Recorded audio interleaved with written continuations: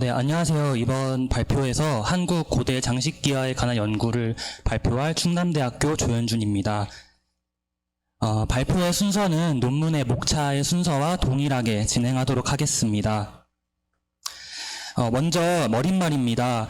기와는 실용적 기능과 함께 심리적인 기능을 담당하고 있습니다.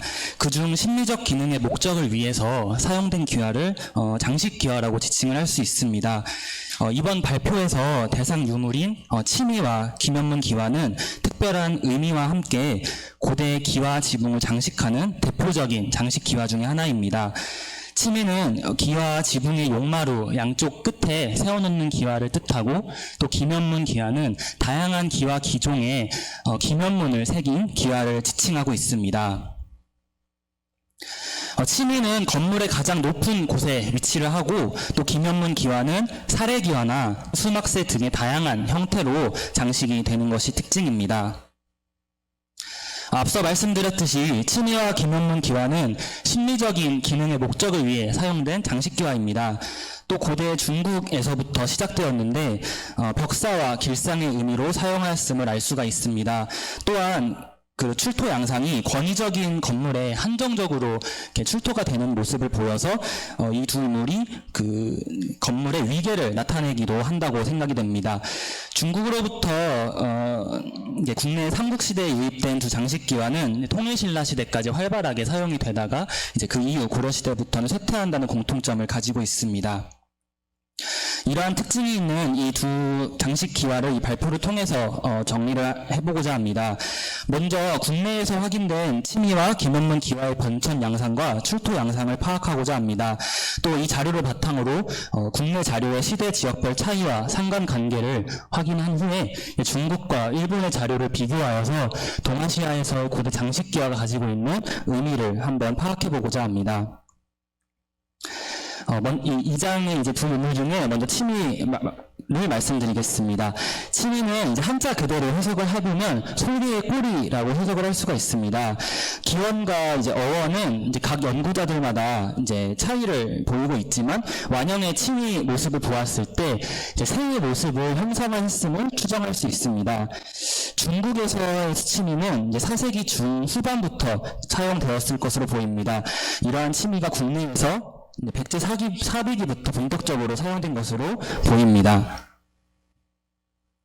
본래 이제 논문의 2장에서는 국내 치미 자료를 좀 사진과 도면과 함께 소개를 했었는데, 이제 시간과 지면의 부족으로 한 장의 표로 간략하게 정리를 해보았습니다. 자세한 사진은 3장 발표 내용에서 더 자세하게 말씀드리도록 하겠습니다. 국내에서 치미는 크게 이제 삼국시대의 수도였거나 아니면 중요의 도시의 역할을 하였던 부여나 익산 그리고 경주 지역 등에서 주로 확인이 되고 있습니다. 부여에서는 발굴조사된 사찰 중에 동남리 사지를 제외하고는 대부분의 사찰 누적에서 치미가 확인되는 경향을 확인하였습니다. 또 반면에 왕궁 및 궁성 유적으로 알려진 관북리 유적이나 궁남지 유적, 또 부소삼성 등의 그런 유적에서는 치미가 출토되지 않거나 그 자료가 굉장히 빈약하여서 사찰 중심으로 백제 사비기에 치미가 사용되었음을 알 수가 있었습니다. 이러한 양상은 익산에서도 동일하게 확인이 되고 있는데, 이제 미륵사지에서는 굉장히 많은 양의 치미가 확인이 돼서 연구가 된 반면에 이제 왕궁리 유적 출토 치미는 미륵사지 자료에 비해서는 굉장히 빈약한 모습을 볼 수 있었습니다. 경주 지역에서의 치미는 이제 황룡사지 치미를 제외하고는 모두 통일신라 시대 이후에 치미가 제작된 것으로 보입니다. 물론 황룡사지 치미 같은 경우도 이제 연구자들마다 통일신라 시대 이후에 제작이 되었다고 말씀해 주시는 분들도 있어서 그 이견이 존재하고 있지만, 황룡사지를 제외하고서라도 통일신라 시대 유적에, 그 고신라 시대 유적에서 치미 자료가 나온 사례가 많지 않기 때문에 대부분 통일신라 시대 이후의 경주 지역에서 치미가 제작 사용되었다는 것으로 보입니다. 이외에도 공주나 원주, 청주나 부산 등에서 치미 자료가 확인이 되었습니다. 모두 통일신라 시대 이후의 자료로 동식이 수도였던 경주에서 제작된 치미와는 다른 지방색을 나타내고 있는 것이 특징입니다. 그 다음으로는 김현문 기하에 대해서 간략하게 말씀드리겠습니다. 김현문도 이제 한자 그대로 해석을 하게 되면 귀신의 얼굴 형상을 뜻하고 있습니다. 고대 중국에서는 이제 악귀를 쫓는 벽사의 의미로 사용이 되었습니다. 이러한 김현문 기하가 국내에서는 고려 삼국시대부터 확인이 되는데 고구려 지역에서 가장 사용이 가장 활발했던 것으로 보이고 이제 통일신라 시대를 거쳐 전성기를 맞이하게 됩니다. 김현문은 이제 기하의 다양한 기종에서 장식이 되고 확인이 되고 있습니다. 김현문 기하의 출토 양상 역시 한 장의 표로 좀 간략하게 정리를 해보았습니다. 또 이번 발표에서 이제 조사한 김현문 기하는 치미가 출토된 유적 중심으로 알아보았습니다. 먼저 부여에서는 왕은사지나 정림사지 그리고 금강사지 등의 사찰 유적과 또 강북리, 구아리 유적, 부서산성 등에서 소수 확인이 되고 있습니다. 백제 사비기에서는 김현문 기하가 사용했던 그 사례가 굉장히 극소수로 보입니다. 또 김현문 기하가 출토된 유적이 모두 통일신라 시대 이후까지 운영된 곳에서 출토되었다는 특징을 확인하였습니다. 또한 그 김현문이 새겨진 기하의 기종이 안막새 위주로 확인이 되어서 사례 기하나 마룻끝 기하 등 이제 그 시문 면적이 비교적 넓은 그런 김현문 기하가 나타나는 경주 지역과는 차이를 보이고 있습니다. 이러한 양상은 익산에서도 동일하게 확인이 되고 있습니다. 경주에서는 이제 통일신라 시대 이후에 김현문 기하가 최전성기를 맞이합니다. 부여와 익산 지역과는 달리 사례기하나 마룻끝 기하 중심으로 김현문이 시문되는 특징을 보입니다. 황룡사지 등의 일부 사찰에서는 이제 김현문 수막새가 다량으로 확인이 되기도 하였습니다. 이러한 통일신라 시대 이후 치미가 출토된 기타 지역의 유적에서 다른 공주나 원주나 청주 등의 유적에서는 굉장히 또 극소량의 김현문 기하가 나타나게 확인이 되었습니다. 이를 통해서 통일신라 시대 때 수도였던 경주 지역을 중심으로 김현문 기하가 활발하게 사용이 되고 그 외 지역에서는 굉장히 암수막새의 소량 채택해서 장식한 것으로 확인이 됩니다. 이러한 자료를 바탕으로 3장에서는 이제 한국 고대 장식기와의 속성과 특징에 대해서 발표를 하도록 하겠습니다. 먼저 치미의 형태적 속성입니다. 치미의 모습은 이제 새를 형성하였다는 설이 가장 유력하며 완형 치미에서 일률적으로 확인이 되고 있는데 부위별로 시대 지역별로 차이를 보이는 양상을 확인했습니다. 치미의 부위를 크게 두부, 동부, 종대, 날개, 눈골, 꼬리, 후부로 나누어서 그 속성을 확인해 보았습니다. 먼저 치미의 두부입니다. 두부는 그 지붕의 그 용마루와 맞닿는 부분인데요. 치미의 두부는 시대 지역별로 크게 차이를 보이지는 않았던 것으로 보입니다. 치미의 두부 상단은 이렇게 좀 반원형을 띠고 있는데 이는 지붕이 용마루의 암키와 결합되기 때문입니다. 또 두부의 평면 형태라든지 두부에 뚫려있는 구멍의 형태라든지 시대 지역별로 상관없이 다양한 모습이 확인이 되고 있습니다. 다음으로는 동부입니다. 동부는 쉽게 얘기해서 치미에서 가장 넓은 면적을 차지하고 있는 몸통이라고 할 수 있는데요. 동부에서는 시대별 차이점이 나타나고 있습니다. 맨 앞에 이제 부소산 사지 치미를 보시면 아시겠지만 이 부소산 사지 치미를 대표하는 백제 사비기의 치미에서는 동부에 계단형의 장식을 가한 것이 특징이고 이러한 특징은 중국에서 가장 이른 실물 자료로 확인이 되고 있는 수대 이전의 치미와 또 일본에서 가장 이른 치미로 확인이 되고 있는 아스카데라의 치미에서도 동일하게 나타나는 특징입니다. 이러한 계단형의 장식은 통일신라 시대 이후에 이제 무문화가 진행이 됩니다. 반면 이제 경주 외 기타 지역에서는 물고기 비늘 모양 등의 특이한 문양이 시문이 되기도 합니다. 다음으로는 종대입니다. 종대는 치미의 동부와 날개를 구분하는 부분인데요. 이러한 종대가 백제 사비기 치미에서는 이렇게 일조의 능상리 사지 치미처럼 일조의 음각선을 나타내거나 아니면 왕은사지 치미처럼 종대 사이에 굉장히 화려한 장식을 배치하는 등 좀 다양성을 보입니다.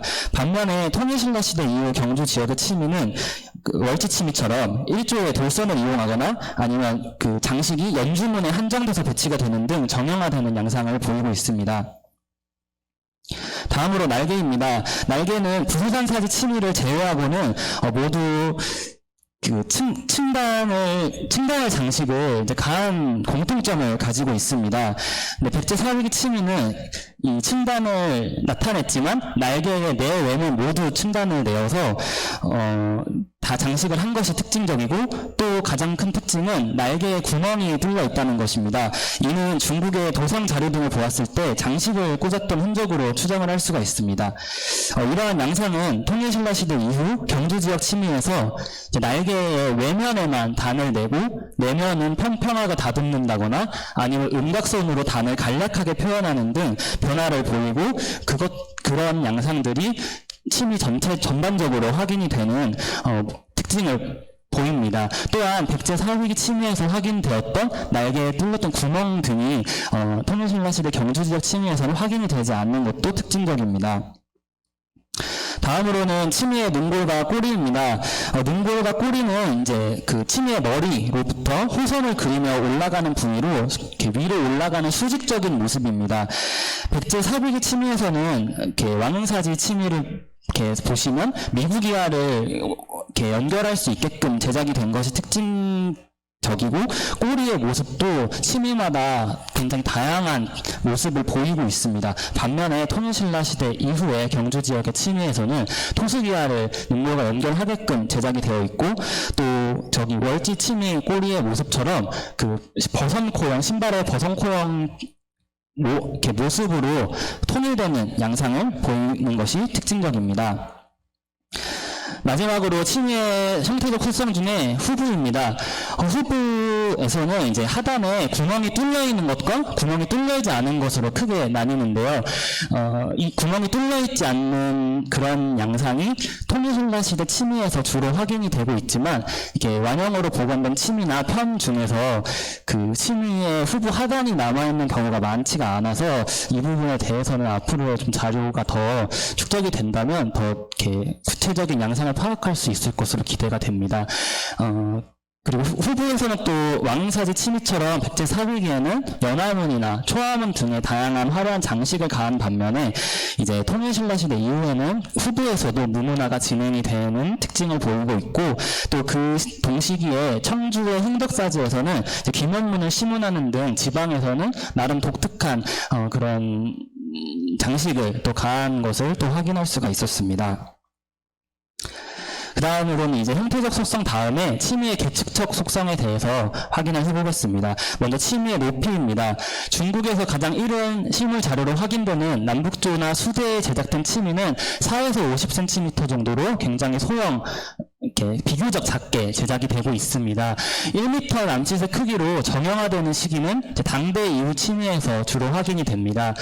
반면 이제 국내에서 이제 삼국시대에 유입된 치미는 모두 1m에 근접하거나 아니면 그 이상의 크기로 규격의 정형화가 이루어진 모습을 보았습니다.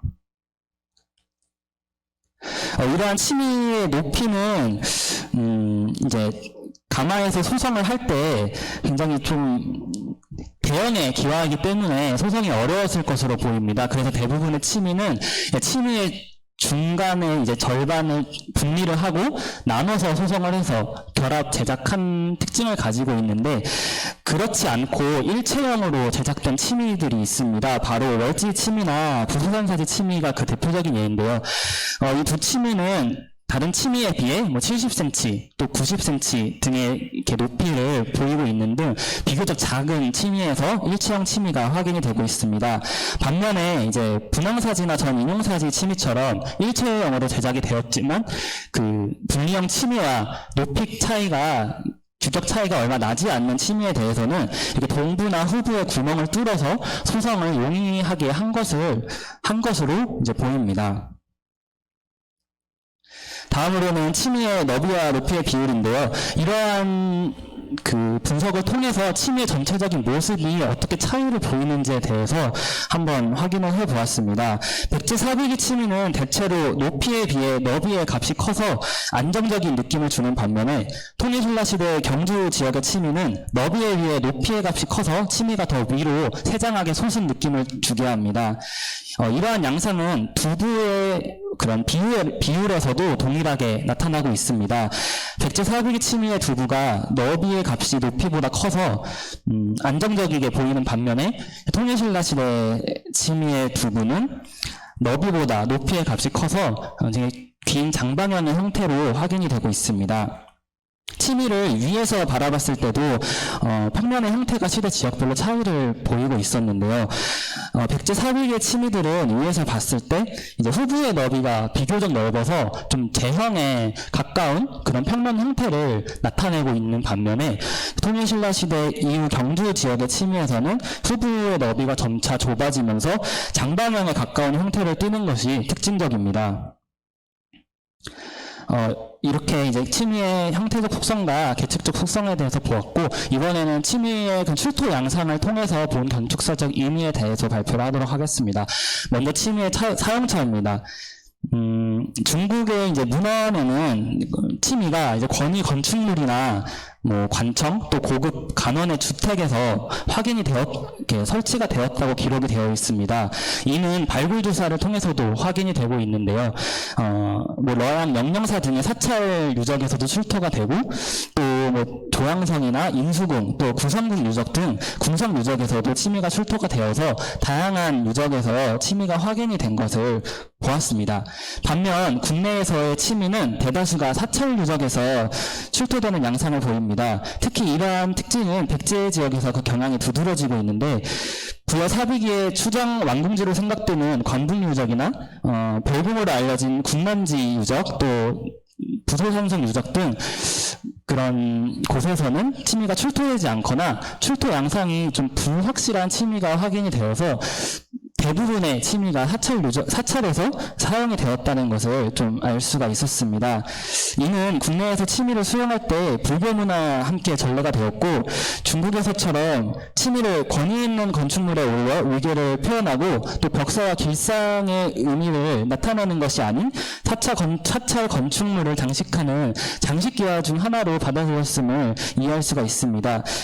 백제 사비기 침미 그 뒷면에서 나타나는 연화문 장식을 통해서도 그러한 양상을 한번 추정해 볼 수가 있었습니다. 다음으로는 이제 사찰에서 출토된 침미가 어떠한 출토 양상을 보이는지 한번 알아보았습니다. 중국에서의 그런 실물 자료들이 그 유구별로 침미가 이렇게 나타나는 기록을 보았다면 더 좋았겠지만, 이제 그런 접근의 한계가 있어서 중국의 그런 도상 자료 중에서 dunang석굴 제148구로 표현된 도상을 한번 인용을 해보았습니다. 이 도상을 보시면 사찰 내에 모든 건축물에 침미가 올렸다는 것을 확인할 수가 있습니다. 물론 이 도상만 가지고 그런 사실을 판단하기는 좀 쉽진 않지만, 이 dunang석굴 148구뿐만 아니라 다른 다양한 도상 자료에서도 이제 대부분의 사찰 내 건축물에서 침미를 올렸던 그런 표현을 확인할 수가 있었습니다.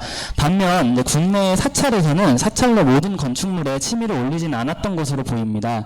통일신라 시대의 사찰 대부분은 강당에서 침미가 출토되지 않은 양상을 보이고 있고, 또 그 외에 뭐 부여나 익산 지역에서도 강당에서 침미가 출토된 사찰에서는 금당 등에서 침미가 출토되지 않거나 또 그런 반대되는 양상을 보이는 사찰들이 확인이 되었습니다. 일본의 경우에는 대부분의 사찰 유적 중에서 강당에는 침미를 사용한 그런 출토 양상을 확인하였기 때문에, 이와 관련해서는 그 자료와 축적과 함께 앞으로 다각도로 더 분석해 볼 여지가 있는 부분이라고 생각이 됩니다. 마지막으로 그 건축사적 의미 중에 건물지의 규모에 따른 침미의 규격에 대해서 한번 비교를 해보았습니다. 출토지가 확실한 완형 침미를 대상으로 출토 요구의 규모와 침미의 규모를 비교해 보았을 때 큰 상관관계를 확인하지는 못했습니다. 물론 지금 남아있는 그 요구의 규모가 전체적인 건물의 규모를 의미한다고 보기는 어렵지만, 적어도 그 너비적인 면의 요구 규모가 침미의 규모와는 큰 관계가 있는 것은 아닌 것으로 해석이 됩니다. 네, 다음으로는 이제 김현문 기와의 속성과 특징입니다. 중국에서 김현문 기와는 이제 그 유물을 통해서 북조 후기 그리고 수당 시기에 이미 성행해서 사용하였음을 알 수가 있습니다. 김현문이 가지고 있는 의미에 대해서는 앞서 설명한 대로 벽사 또는 그 건물의 위계 등을 상징했던 것으로 해석이 됩니다. 이러한 전통은 고구려로 이어지게 되는데요. 고구려에서는 많은 양의 김현문 수막새가 출토되어서 보고된 사례가 있습니다. 반면 백제에서는 김현을 주로 채택하지 않았음을 알 수가 있습니다.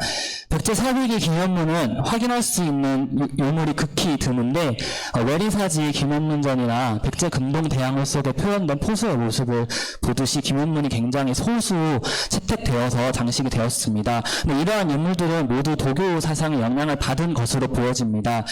따라서 사찰 내에 주요 건물지에서는 김현문 기와를 채택하지는 않았던 것으로 보입니다.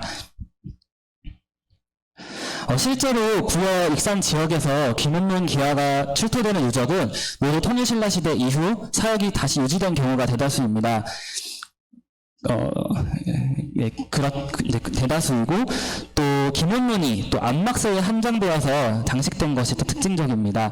또 각 유적마다 김현의 생김새가 모두 다르고 통일신라 시대의 김현문 기와처럼 이제 위험 있는 김현문의 모습이 아닌 굉장히 친근한 그런 모습으로 시문이 된 것으로 보아서 부여나 익산 등 백제 지역에서의 김현문이 벽사의 기능을 담당하였다고 보기는 좀 어려운 것으로 판단이 됩니다. 국내에서 김현문 기와가 가장 선행한 시기는 통일신라 시대의 경주 지역이라고 할 수 있습니다. 특히 비교적 시문 면적이 넓은 그런 사례기와나 마루꽃기와의 김현문을 장식한 사례가 많아서 중국에서 해석한 벽사라든지 위계라든지 이런 의미를 어느 정도 반영하였던 것으로 보입니다. 동 시기에 청주나 부산의 그런 침의가 출토된 유적의 사례를 보았을 때 통일신라 시대 최전성기를 누렸던 김현문 기와가 이제 경주 외 지역에서는 굉장히 소수 채택이 되고 고려시대 이후에는 쇠퇴하는 것으로 확인이 되고 있습니다. 다음으로는 사장입니다. 사장에서는 이제 이러한 침의와 김현문 기와를 중국과 일본의 출토 자료를 확인하여서 한번 비교를 해보았습니다. 먼저 중국의 고대 장식기와인데요. 중국 남북조 시대의 침의는 크게 두 가지 양식으로 제작 사용된 것으로 보이고 있습니다. 먼저 첫 번째 양식은 조양성 유적이나 영령사에서 출토된 침의처럼 동부와 날개가 이어지듯 층단이 직선형의 그런 층단 장식이 가해진 것이 특징적이고 동부와 날개를 나누는 종대가 비교적 단순한 모습을 보이고 있습니다. 또 다른 하나는 업성 유적이나 양서묘 묘문에서의 침의처럼 종대가 따로 마련이 되어 있지 않고 이제 호형의 층단 장식이 가해진 것이 특징적입니다. 이러한 양상이 중국 수장대에 이르러서는 급격하게 변화되는 모습을 보이고 있는데 동시에 침의의 정형화가 나타나는 시기이기도 합니다. 동부는 층단이 없어지고 무문화가 진행이 되며 또 능골이 동부와 날개로부터 확연하게 분리가 됩니다. 또한 꼬리가 침의의 맨 위에 있는 꼬리가 날개와 분리가 되기 시작하고 날개와 분리가 되기 시작하는 것이 또 이 수당대 침의의 특징이라고 할 수 있겠습니다. 그 다음에 중국의 김현문 기와입니다. 중국의 김현문 기와 역시 남북조 시대에 이미 성행하기 시작합니다. 고대 중국에서의 김현문은 연화문 다음으로 많이 채택된 문양으로 알려져 있습니다. 또 중국의 김현문 기와는 궁성 유적이라든지 또 사찰 유적에서 고루 출토된 것이 특징적입니다. 이러한 양상은 수당대까지도 이어지는 모습을 보입니다. 다음으로는 일본의 고대 장식 기와입니다. 일본에서 고대 장식기와의 흐름은 국내의 양상과 유사한 모습을 보입니다. 한반도 삼국시대와 마찬가지로 일본에서도 침의가 출토된 유적의 대부분이 사찰 유적으로 확인이 되고 있습니다. 일본에서 가장 이른 침의로 여겨지는 아스카데라 침의는 동부에서 확인되는 계단형의 층단 장식이 백제 사비기 침의와 유사하지만 또 그 외에 세부적인 장식이 없는 것이 특징적입니다. 하지만 일본 치미는 이제 7세기 중반을 넘어가면서 독자적인 양상으로 발전하기 시작합니다. 동대 사이에 연화문을 장식한다거나 아니면 깃대 문양을 동부 전체에 심원을 한다거나 아니면 좀 중국이나 국내에서는 확인이 되지 않는 화연문의 장식이 동부에 심원이 되는 등 일본 특유의 치미가 성행을 하기 시작합니다. 이렇게 독자적으로 발전한 일본의 치미는 8세기 이후에 중국에서는 이제 수당대부터 또 국내에서는 통일신라 시대부터 진행이 된 그런 치미의 정형화가 8세기 때부터 나타나기 시작합니다.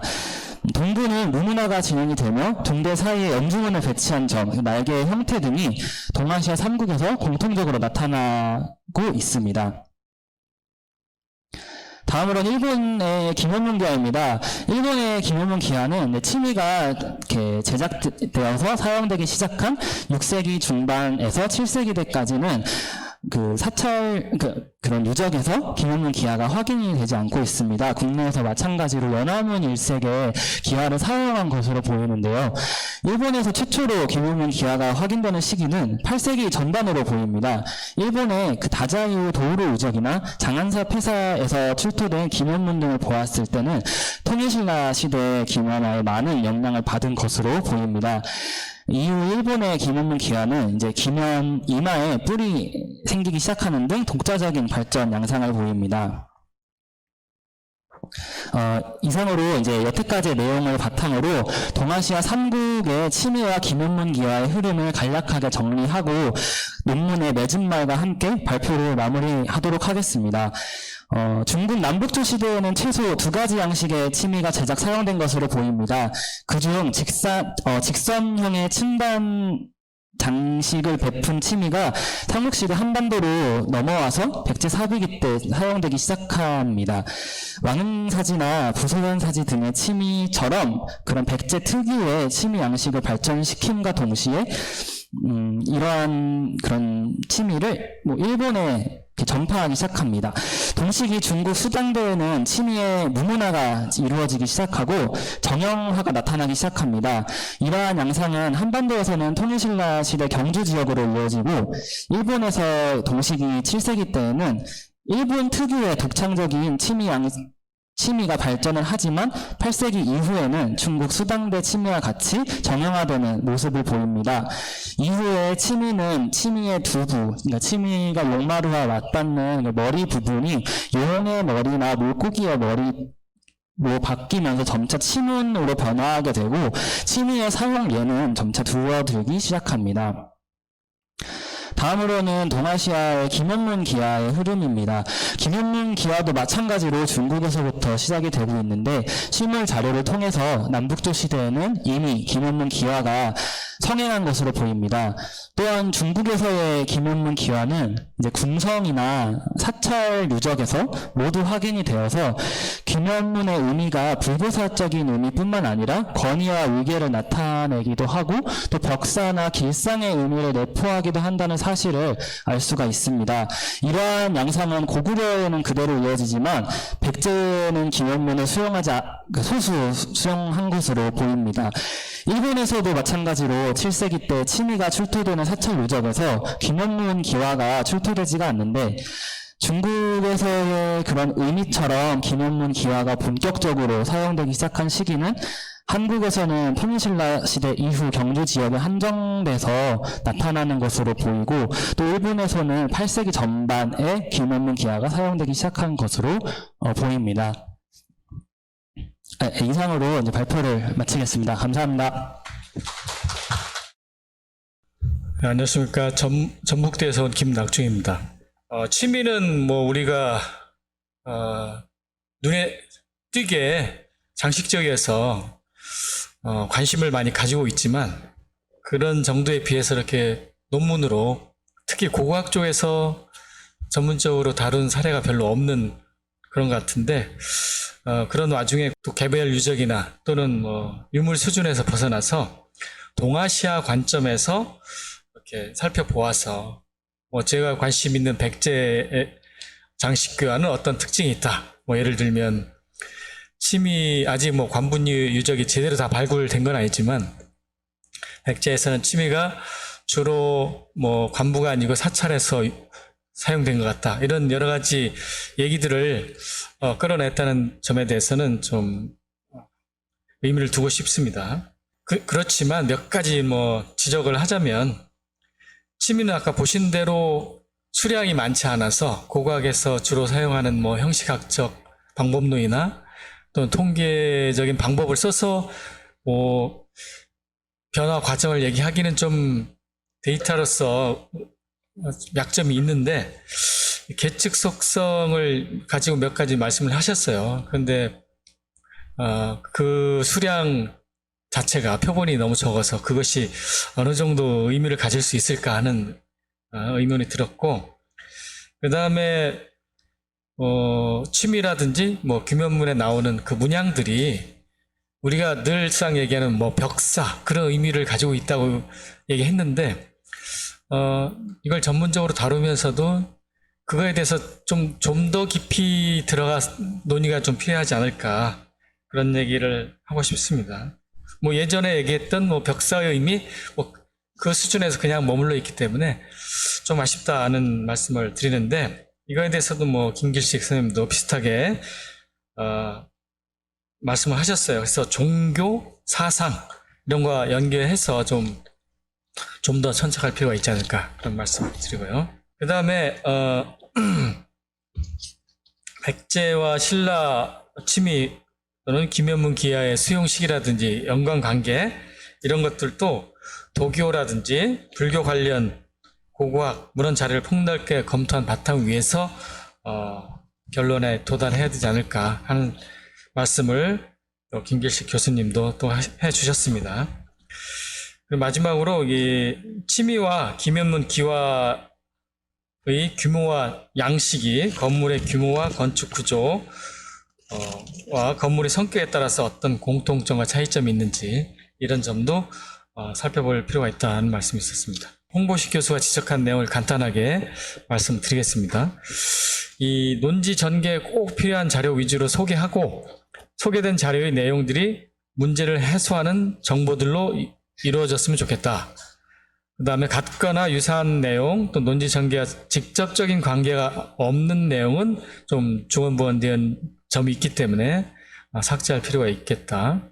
장절항에 긴밀성이 있어야 하며 각각의 주제가 제시되어야 완성도를 높일 수 있겠다. 이런 말씀을 하셨습니다. 근데 이 취미나 장식기와를 고고학자가 연구하다 보면 이게 미술사 하시는 분들하고 어떤 차별적인 방법론을 동원할 수 있을까, 이런 측면에서 좀 고민이 많았을 텐데 고고학 입장에서 좀 더 그런 점을 부각할 수 있는 걸 좀 고민을 더 해주셨으면 하는 바람입니다. 이상입니다. 사실 이제 이 논문을 준비하면서 저희 지도 교수님이나 저희 학교 교수님도 동일하게 또 지적을 해주셨고 논평을 해주셨고, 또 이번 발표를 통해서도 이제 세 분의 선생님께서 이렇게 귀한 시간 내주셔서 이렇게 논평해 주신 거에 대해서는 감사의 말씀을 드립니다. 제가 논문을 쓰면서 부족하다고 느꼈던 점뿐만 아니라 제가 생각하지도 못했던 그런 부분까지도 논평을 이제 해주신 부분에 대해서는 제가 잘 수용을 해서 다음 연구 때 더 반영을 하여서 한 단계 더 나은 연구를 진행하기를 바라는 마음이 있고요. 아까 그 김낙준 선생님께서 말씀을 해주셨듯이 이제 취미와 김현문 기와가 이제 단순히 이제 형식의 변화나 그런 양식의 변화뿐만 아니라 이제 그 유물이 갖고 있는 의미나 그런 종교사적인 그런 건축사적인 의미를 이제 더 반영을 해야 된다는 생각을 항상 해왔었는데 앞으로 이제 그런 부분에서 더 노력을 해서 이제 내용을 보완하겠고, 또 다음에 또 바람이 있다면 이제 동아시아 전체적인 흐름을 그러니까 하는 것도 중요하지만 이제 특정한 지역이나 특정한 시대의 그런 유물들을 더 자세하게 분석을 해서 아까 말씀하신 그런 의미, 또 사상적인 그런 부분까지 종합을 해서 이렇게 지역별로, 시대별로 연구를 진행을 한다면 그게 나중에 모아졌을 때 더 지금보다 나은 이렇게 연구가 진행이 될 것이라고 이렇게 기대가 되고 있습니다. 부족한 논문이었지만 이렇게 잘 봐주시고 또 잘 들어주셔서 감사합니다.